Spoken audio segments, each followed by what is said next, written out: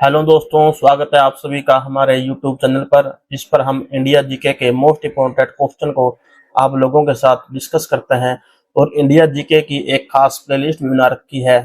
इस प्लेलिस्ट में एक न्यू वीडियो मिलती है जिसे आप एक बार जरूर चेक कर सकते हैं। जिन भी कैंडिडेट ने अभी तक लास्ट वीडियो को नहीं देखा, उनसे रिक्वेस्ट है कि पहले वो पीछे की सभी वीडियो को जरूर देखें, ताकि आपकी तैयारी पूरी तरह से सीरीज वाइज चलती रहे। तो चलिए दोस्तों, बिना किसी देरी के आज का वीडियो शुरू करते हैं। प्रश्न नंबर 101, भारतीय वनस्पति सर्वेक्षण का मुख्यालय कहाँ स्थित है? Option number A Tamil Nadu, option number B Lucknow, option number C Kolkata, option number D Arunachal Pradesh. तो दोस्तों, इसका राइट आंसर है ऑप्शन नंबर सी कोलकाता। भारतीय वनस्पति सर्वेक्षण बोटेनिकल सर्वे ऑफ इंडिया का मुख्यालय कोलकाता पश्चिम बंगाल में स्थित है। इसकी स्थापना 1890 में ब्रिटिश काल में की गई थी, परंतु इसे एक वैज्ञानिक संस्थान के रूप में 1954 में भारत सरकार के पर्यावरण, वन और जलवायु परिवर्तन मंत्रालय के अधीन पुनर्गठित किया गया। इस संस्थान का मुख्य उद्देश्य भारत में पाई जाने वाली वनस्पतियों का सर्वेक्षण, दस्तावेजीकरण, संरक्षण और वैज्ञानिक अध्ययन करना है। यह देश की जैव विविधता की जानकारी संकलित करने और उसे संरक्षित करने में महत्वपूर्ण भूमिका निभाता है। भारतीय वनस्पति सर्वेक्षण देश भर में विभिन्न क्षेत्रों में फैले क्षेत्रीय केंद्रों के माध्यम से कार्य करता है, जैसे कि देहरादून, जयपुर, ईटानगर, पुणे, कोयम्बटूर आदि। कोलकाता स्थित मुख्यालय में देश की वनस्पतियों से संबंधित हजारों नमूनों का संग्रह, अनुसंधान प्रयोगशालाएं, पुस्तकालय और हर्बेरियम मौजूद है, जो वनस्पति विज्ञानियों और शोधकर्ताओं के लिए एक अमूल्य संसाधन है। यह संस्थान औषधीय पौधों, लुप्तप्राय प्रजातियों और जैव विविधता संरक्षण से जुड़े कार्यक्रमों में भी सक्रिय रूप से भाग लेता है। यह भारत में वनस्पति विज्ञान के क्षेत्र में शोध और शिक्षा को बढ़ावा देने वाला एक प्रमुख राष्ट्रीय संस्थान है। प्रश्न नंबर 102, भारत में ऊर्जा का सर्वाधिक महत्वपूर्ण स्रोत है। ऑप्शन नंबर ए नाभिकीय ऊर्जा, ऑप्शन नंबर बी कोयला, ऑप्शन नंबर सी पेट्रोल, ऑप्शन नंबर डी जल विद्युत। तो दोस्तों, इसका राइट आंसर है ऑप्शन नंबर बी कोयला। भारत में ऊर्जा का सर्वाधिक महत्वपूर्ण स्रोत कोयला है। यह पारंपरिक ऊर्जा स्रोतों में सबसे प्रमुख स्थान रखता है और देश की कुल ऊर्जा आवश्यकताओं का लगभग 55 से 60% हिस्सा कोयले से पूरा होता है। भारत विश्व का दूसरा सबसे बड़ा कोयला उत्पादक देश है और झारखंड, छत्तीसगढ़, उड़ीसा, पश्चिम बंगाल और मध्य प्रदेश जैसे राज्यों में कोयला भंडार मुख्य रूप से स्थित है। कोयले का उपयोग मुख्यतः थर्मल पावर प्लांट में बिजली उत्पादन के लिए किया जाता है। इसके अतिरिक्त इस्पात, सीमेंट और अन्य भारी उद्योगों में भी कोयले की भारी मांग रहती है। कोयले से ऊर्जा उत्पादन अपेक्षाकृत सस्ता होता है, इसलिए यह ऊर्जा क्षेत्र में प्राथमिक स्थान रखता है। हालांकि कोयले का अत्यधिक उपयोग पर्यावरण प्रदूषण और ग्रीन हाउस गैसों के उत्सर्जन का कारण बनता है। इसलिए भारत सरकार ने नवीनकरणीय ऊर्जा स्रोतों जैसे कि सौर ऊर्जा, पवन ऊर्जा, जल विद्युत और बायोमास के विकास पर भी जोर दिया है। परंतु वर्तमान परिप्रेक्ष्य में कोयला ही भारत की ऊर्जा जरूरतों को सबसे बड़ा और महत्वपूर्ण स्रोत बना हुआ है। ऊर्जा सुरक्षा के लिहाज से यह देश की अर्थव्यवस्था और औद्योगिक विकास में अहम भूमिका निभाता है। प्रश्न नंबर 103, राष्ट्रीय विज्ञान दिवस किस दिन मनाया जाता है? Option number A 25 March, option number B 28 फरवरी, ऑप्शन नंबर सी 22 दिसंबर, ऑप्शन नंबर डी 5 जून। तो दोस्तों, इसका राइट आंसर है ऑप्शन नंबर बी 28 जनवरी। राष्ट्रीय विज्ञान दिवस, नेशनल साइंस डे, हर वर्ष 28 फरवरी को पूरे भारत में मनाया जाता है। इस दिन को मनाने का मुख्य उद्देश्य विज्ञान के प्रति जागरूकता बढ़ाना और वैज्ञानिक सोच को प्रोत्साहित करना है। यह दिन महान भारतीय भौतिकी विज्ञानी डॉक्टर सीवी रमन द्वारा 28 फरवरी 1928 को की गई रमन प्रभाव की खोज की स्मृति में मनाया जाता है। इस महत्वपूर्ण वैज्ञानिक खोज के लिए डॉक्टर रमन को 1930 में नोबेल पुरस्कार से सम्मानित किया गया था। यह भारत के लिए विज्ञान के क्षेत्र में एक ऐतिहासिक उपलब्धि थी। भारत सरकार ने वर्ष 1988 में 28 फरवरी को राष्ट्रीय विज्ञान दिवस के रूप में मनाने की घोषणा की। तब से यह दिन हर साल किसी विशेष थीम के साथ मनाया जाता है, जैसे कि भविष्य के लिए विज्ञान, जलवायु परिवर्तन या नारी शक्ति और विज्ञान आदि। इस दिन स्कूलों, कॉलेजों, विश्वविद्यालयों में, वैज्ञानिक संस्थानों में विज्ञान मेले, व्याख्यान, प्रदर्शनी, निबंध प्रतियोगिता और कार्यशालाएं आयोजित की जाती हैं। इसका उद्देश्य युवाओं को विज्ञान के क्षेत्र में करियर बनाने हेतु प्रेरित करना और वैज्ञानिक नवाचार को बढ़ावा देना है। प्रश्न नंबर 104, भारत के स्थल तट रेखा की लंबाई है। Option number A 1500 kilometre, option number B 6100 kilometre, option number C 6590 kilometre, option number D 6500 kilometre. तो दोस्तों इसका राइट आंसर है option number B 6100 kilometre. Bharat एक प्रायद्वीपीय देश है जिसके 3 ओर समुद्र है। पश्चिम में अरब सागर, पूर्व में बंगाल की खाड़ी और दक्षिण में हिंद महासागर। भारत की कुल तट रेखा की लंबाई लगभग 7516 किलोमीटर है। इसमें से स्थल तट रेखा की लंबाई लगभग 6100 किलोमीटर है, जबकि शेष तट रेखा अंडमान निकोबार और लक्षद्वीप जैसे द्वीप समूहों की है। भारत के तटवर्ती क्षेत्र 9 राज्यों और 4 केंद्र शासित प्रदेशों से होकर गुजरते हैं। तटीय राज्य हैं गुजरात, महाराष्ट्र, गोवा, कर्नाटक, केरल, तमिलनाडु, आंध्र प्रदेश, उड़ीसा और पश्चिम बंगाल। इसके अलावा केंद्र शासित प्रदेश पुडुचेरी, दमन एवं द्वीप, लक्षद्वीप और अंडमान निकोबार द्वीप समूह की भी तट रेखा है। तटवर्ती क्षेत्र भारत की आर्थिक, सामरिक और पर्यावरणीय दृष्टि से अत्यंत महत्वपूर्ण है। यहाँ कई महत्वपूर्ण बंदरगाह स्थित है, जैसे कि मुंबई, चेन्नई, कोची, विशाखापट्टनम और कोलकाता।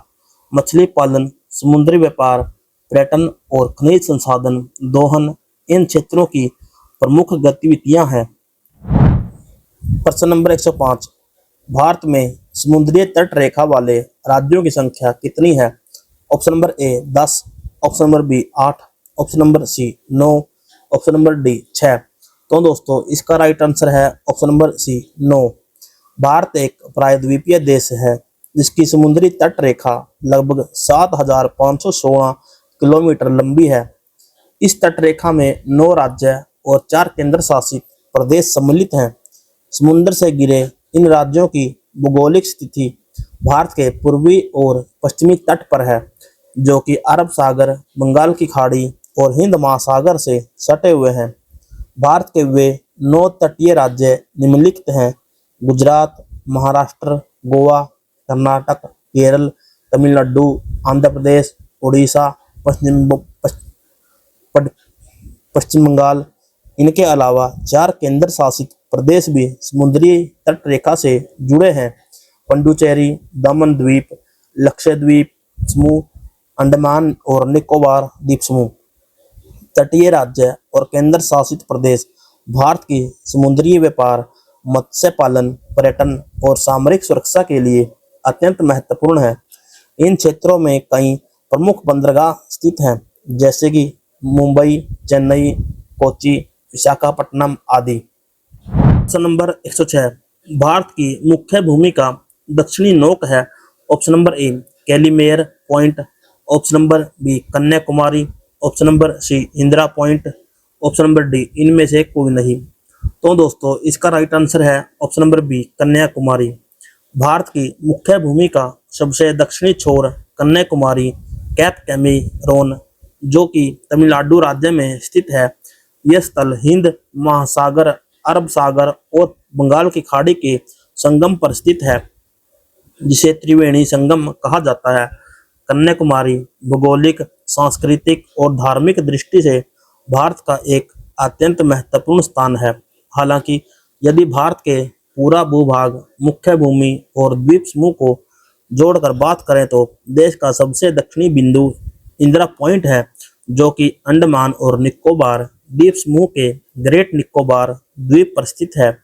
इंदिरा पॉइंट का पूर्व नाम पिगमेलियन पॉइंट था और इसे भारत की पूर्व प्रधानमंत्री इंदिरा गांधी के नाम पर रखा गया था। यह बिंदु 6 डिग्री 45 उत्तरी अक्षांश पर स्थित है, लेकिन जब केवल मुख्य भूमि की बात की जाती है तो कन्याकुमारी ही भारत का सबसे दक्षिणी नोक माना जाता है।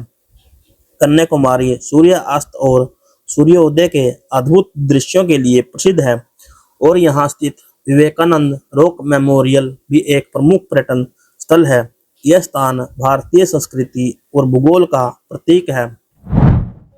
दोस्तों, इस चैनल पर इंडिया के गवर्नमेंट और प्राइवेट जॉब से जुड़ी हुई हर छोटी बड़ी न्यूज को आप लोगों के साथ शेयर करते हैं और आप लोगों के लिए ही हमने इंडिया जीके की प्लेलिस्ट बनाई है, जिसमें आपको भारत के इतिहास, संस्कृति, भूगोल, प्रसिद्ध व्यक्ति, प्रमुख घटनाएं और भारत से जुड़ी विभिन्न महत्वपूर्ण जानकारी मिलेगी।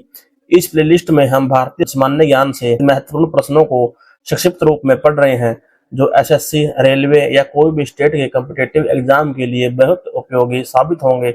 यह वीडियो सीरीज सभी कैंडिडेट जो कि कॉम्पिटिटिव परीक्षा की तैयारी कर रहे हैं, उन सभी कैंडिडेट के लिए बहुत उपयोगी है। यहाँ आपको भारत के प्रमुख स्थल, ऐतिहासिक घटनाएं और अन्य जानकारी मिलेगी। हमारी कोशिश है कि भारत के सामान्य ज्ञान से जुड़ी जानकारी को बहुत आसान तरीके से आप लोगों तक पहुंचाया जाए, ताकि किसी भी कैंडिडेट को अपने एग्जाम को क्रैक करने के लिए जिस नॉलेज की जरूरत होती है वो उसको मिल सके। तो दोस्तों, आगे बढ़ने से पहले मैं आपसे रिक्वेस्ट करना चाहूंगा कि अगर वीडियो आपको अच्छी लगे तो वीडियो को लाइक और शेयर जरूर करें और ऐसे ही वीडियो को आगे देखने के लिए हमारे चैनल को सब्सक्राइब करना ना भूलें। तो चलिए दोस्तों, हमारी इंडिया जीके की प्लेलिस्ट के इस पार्ट को आगे कंटिन्यू करते हैं। प्रश्न नंबर 107, भारत का सबसे दक्षिणी बिंदु है। Option number A Calimere point, option number B Kanyakumari, option number C Indira point, option number D इनमें से कोई नहीं। तो दोस्तों, इसका राइट आंसर है option number C Indira point.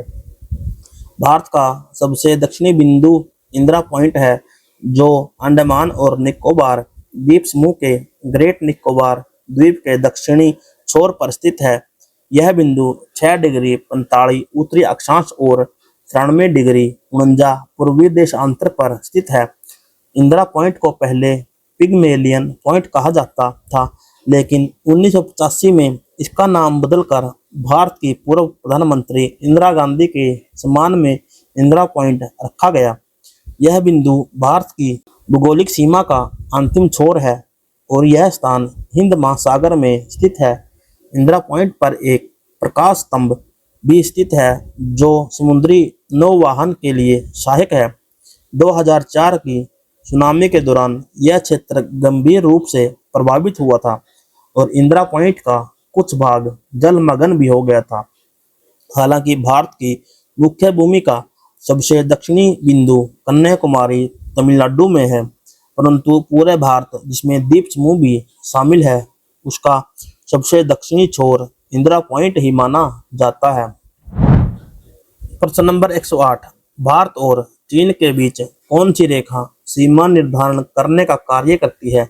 Option number A Radcliffe रेखा, ऑप्शन नंबर बी डुरड रेखा, option number C McMahon रेखा, ऑप्शन नंबर डी इनमें से कोई नहीं। तो दोस्तों, इसका राइट आंसर है option number C McMahon रेखा। भारत और चीन के बीच सीमा निर्धारण का कार्य मैक मोहन रेखा करती है। यह रेखा भारत के अरुणाचल प्रदेश और चीन के तिब्बत क्षेत्र के बीच की सीमा को दर्शाती है। इसका निर्धारण 1914 में शिमला समझौते के दौरान किया गया था, जिसमें ब्रिटिश भारत, तिब्बत और चीन के प्रतिनिधियों ने भाग लिया था। इस रेखा का नाम ब्रिटिश भारत के तत्कालिक विदेश सचिव सर हेनरी मैकमोहन के नाम पर रखा गया। हालांकि भारत इस रेखा का एक वैध अंतर्राष्ट्रीय सीमा मानता है, लेकिन चीन इसे मान्यता नहीं देता और अरुणाचल प्रदेश को अपना हिस्सा बताता है, जिसे वह दक्षिण तिब्बत कहता है। यह मतभेद भारत और चीन के बीच सीमा विवाद का मुख्य कारण है। मैकमोहन रेखा लगभग 890 किलोमीटर लंबी है। और यह हिमालयी क्षेत्र से होकर गुजरती है। यह रेखा विशेष रूप से भारत के उत्तर पूर्वी राज्यों में रणनीतिक और सुरक्षा की दृष्टि से अत्यंत महत्वपूर्ण है। भारत चीन सीमा विवाद के कारण 1962 में दोनों देशों के बीच युद्ध भी हुआ था। वर्तमान में यह क्षेत्र तनावपूर्ण बना रहता है और सीमाओं की निगरानी व बातचीत जारी रहती है। प्रश्न नंबर 109, भारत एवं पाकिस्तान को विभाजित करने वाली रेखा कहलाती है। Option number A Radcliffe रेखा, ऑप्शन नंबर बी डुरंड रेखा, ऑप्शन नंबर सी मैकमोहन रेखा, ऑप्शन नंबर डी इनमें से कोई नहीं। तो दोस्तों इसका राइट आंसर है option number A Radcliffe रेखा। भारत और पाकिस्तान के बीच सीमा रेखा को रेड क्लिफ रेखा कहा जाता है। इसका नाम ब्रिटिश न्यायाधीश सर साइरिल रेडक्लिफ के नाम पर रखा गया, जिन्हें भारत के विभाजन के समय 1947 में पंजाब और बंगाल के सीमांकन का कार्य सौंपा गया था। उन्होंने सीमांकन का कार्य बहुत ही कम समय लगभग 5 सप्ताह में पूरा किया। रेड क्लिफ रेखा भारत और पाकिस्तान के बीच 3,323 किलोमीटर लंबी अंतर्राष्ट्रीय सीमा को दर्शाती है। यह रेखा भारत के पंजाब, राजस्थान, गुजरात और जम्मू कश्मीर को पाकिस्तान से अलग करती है। विभाजन के समय यह रेखा भारत और पश्चिमी पाकिस्तान के बीच खींची गई थी। इस रेखा का निर्धारण धार्मिक आधार पर किया गया था। मुस्लिम बहुल क्षेत्रों को पाकिस्तान और हिंदू बहुल क्षेत्रों को भारत में शामिल किया गया। इसका परिणाम यह हुआ कि लाखों लोगों को अपना घर छोड़कर दूसरे देश में जाना पड़ा और विभाजन के दौरान भीषण सांप्रदायिक दंगे हुए। रेड क्लिफ रेखा आज भी भारत और पाकिस्तान के बीच राजनीतिक, सामरिक और कूटनीतिक संबंधों में एक महत्वपूर्ण भूमिका निभाती है। प्रश्न नंबर 110, भारत की सबसे लंबी स्थलीय सीमा किस देश के साथ है? Option number A Pakistan, option number B Cheen, option number C Bangladesh, option number D Myanmar. तो दोस्तों इसका राइट आंसर है option number C Bangladesh. Bharat की सबसे लंबी स्थलीय सीमा बांग्लादेश के साथ है। यह सीमा 4096 किलोमीटर लंबी है, जो भारत की किसी भी अन्य पड़ोसी देश के साथ सबसे अधिक है। भारत और बांग्लादेश की सीमा मुख्य रूप से भारत के पश्चिम बंगाल, असम, मेघालय, त्रिपुरा और मिजोरम राज्यों से होकर गुजरती है। यह सीमा लगभग पूरी तरह से नदियों और डेल्टा क्षेत्रों से होकर गुजरती है, जिनमें गंगा, ब्रह्मपुत्र और मेघना जैसी प्रमुख नदियां शामिल हैं। भारत और बांग्लादेश के बीच इस लंबी सीमा को लेकर कई ऐतिहासिक विवाद रहे हैं, विशेष रूप से एन्क्लेवों और घुसपैठ के मुद्दे पर। हालांकि 2015 में भूमि सीमा समझौते के तहत इन विवादों का सुलझा लिया गया और दोनों देशों ने मिलकर सीमा का निर्धारण किया। यह सीमा भारत के सीमा सुरक्षा बल BSF द्वारा सुरक्षित की जाती है। भारत बांग्लादेश सीमा पर घुसपैठ, तस्करी और अवैध गतिविधियों की चुनौती बनी रहती है, जिनसे निपटने के लिए विभिन्न सुरक्षा उपाय लागू किए गए हैं। तो दोस्तों आज की वीडियो को हम यहीं पर समाप्त करते हैं, और वीडियो अगर आपको अच्छी लगी तो इसे लाइक और शेयर जरूर करें, और ऐसी ही वीडियो को आगे देखने के लिए हमारे चैनल को सब्सक्राइब जरूर करें।